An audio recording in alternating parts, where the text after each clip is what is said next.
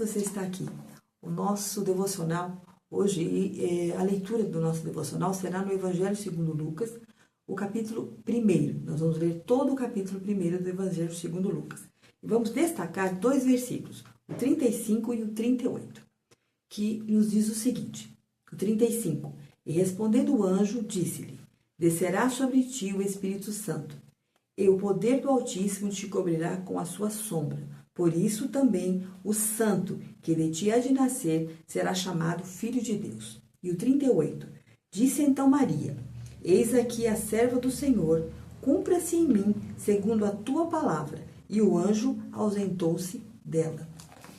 Que foi falado pelos profetas há muitos e muitos anos, que uma jovem judia, uma virgem, daria à luz ao Messias. Maria ouviu certamente isso na sua casa, aprendeu isso com os seus pais, e ela foi vivendo sua vida.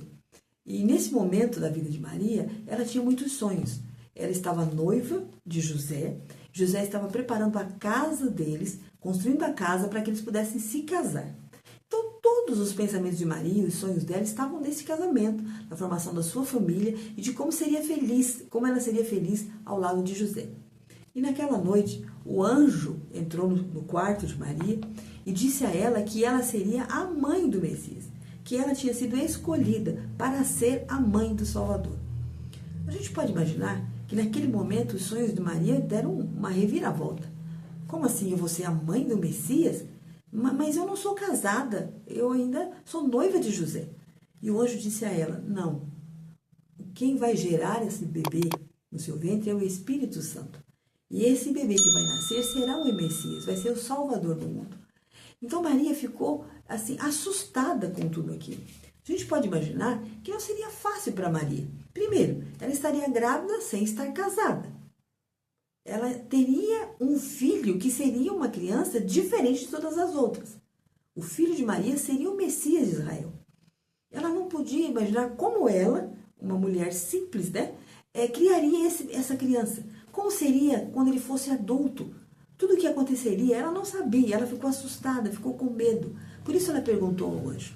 Mas na hora que o anjo explicou a ela que o Espírito Santo desceria sobre ela e o bebê que ela geraria seria o Filho de Deus aqui na terra, Maria aceitou a vontade de Deus, deixou os seus sonhos de lado e aceitou aquilo que Deus estava dizendo para ela.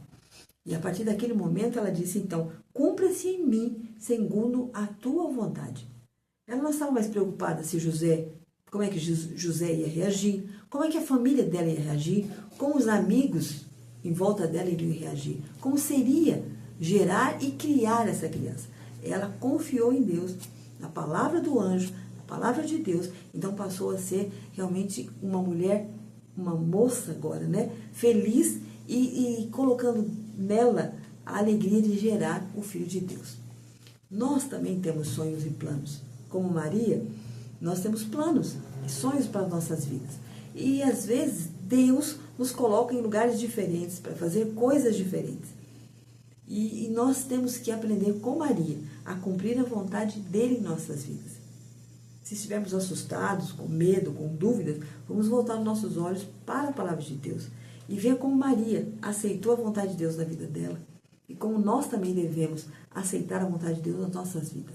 Às vezes a gente tem medo de dizer sim para Deus, mas quando a gente diz sim para Deus, os planos dele se cumprem e sempre são os melhores. Sempre vai ser o melhor para nossas vidas, o plano que Deus tem para nós.